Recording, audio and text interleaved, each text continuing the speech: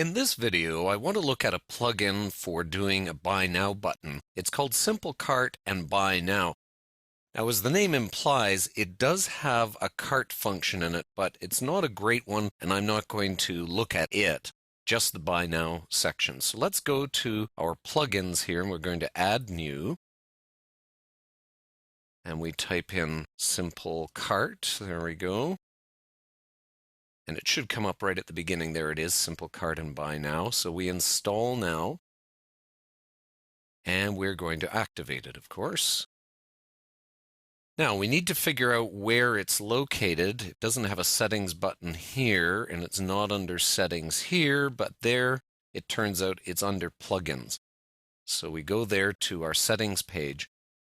Now, it says shopping cart up here, and I said we weren't going to use a shopping cart, but what this plugin does is use a checkout page.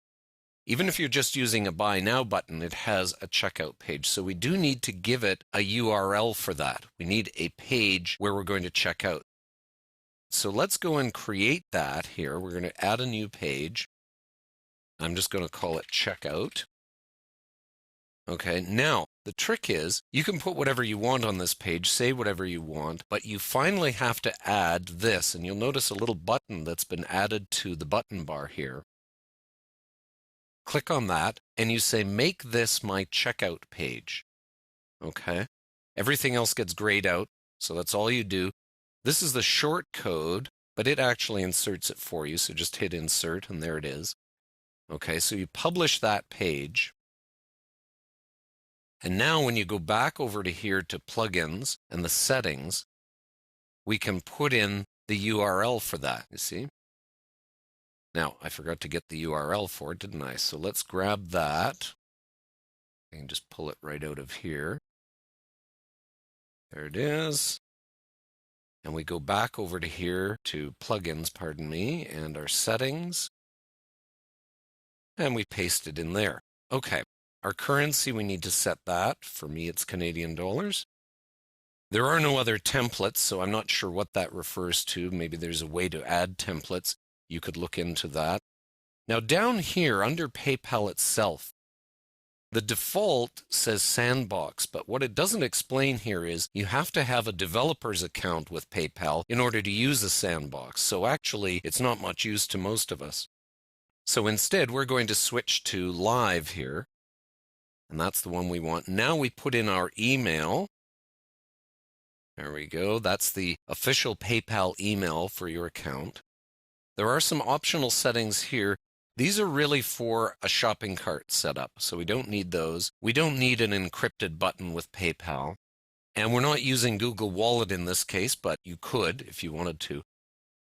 Now, Google Analytics, you've probably already got Google Analytics on your site. Hopefully you do. You can add this in here, and it will supposedly give you extra statistics on Google Analytics. I'm not sure exactly what happens with it. You could test that out. But if you've already got Google Analytics, you'll have information for your checkout pages anyway. So let's hit update. Now, one of the things that'll happen is if you don't have this URL here, in fact, let's take it out for a moment.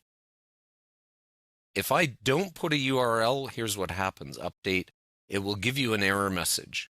So if you forget to do that, thinking, oh, I'm not using the shopping cart and so on, it will tell you. So remember to put that in.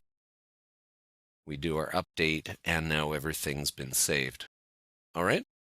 So now, how do we put the button onto the pages we want? Well, let's go back to our evaluation page here, our evaluation services. And there's our in-store evaluation. Let's say we want to put in a button there. So that's what we use here, that button that appears on the button bar. I just click that. Now I have to actually fill out some information at this point for it, and we're going to call this in-store evaluation. Price was $50. There's no shipping involved, no weight, no options, and so on.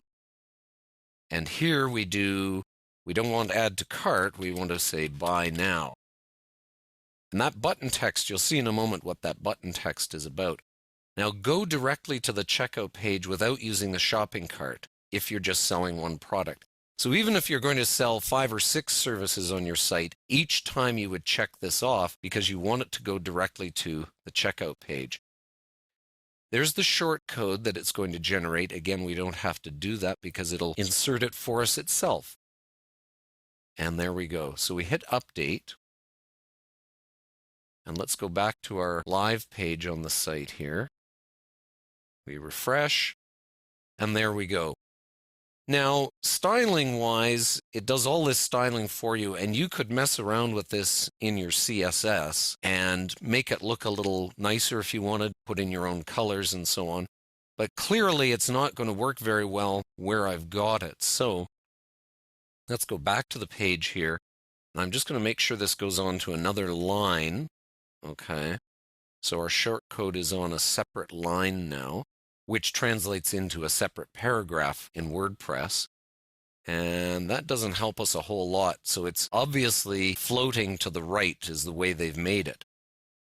So what we do is we'll go back to here. And we take this and we're going to delete it and we're going to put it in front of, let me take off the bolding there. We're going to put it in front of in-store evaluation. Now when I hit update, it should go around to the right. There we go. Doesn't look that great, but again, you could fool around with that in your style sheet and affect it through there. Let's click on the Buy Now button and see what we get. So it's going to take us to this checkout page. Remember, we created that special page. And here it lists the item. We could change the quantity if we wanted, but in this case, we don't want to. And that's part of the problem here is usually with the Buy Now button, we just want to buy it now. And this is kind of giving us a bit of a shopping cart feel to it. This can get a bit confusing here where it says go to checkout. Well, of course, if you click that, it actually just goes right back to the checkout page. So it's kind of a silly thing to have put in there. Also, it says shipping on here. Well, we're not doing shipping, so it would be nice if it actually eliminated that in cases where we're not using shipping. And then it gives us our total there. Now, the other problem is that we're not using Google Wallet, and it still shows the button here. And if you click on it, it just goes to an XML page at Google that people are going to get confused a bit by that. If we click on PayPal, yes, that's working fine. So that's functioning just fine. But this can be a little confusing here with the Google. So that's kind of a minus for this particular plugin. But there you have it. That's an example of using the Simple Cart and Buy Now plugin for WordPress.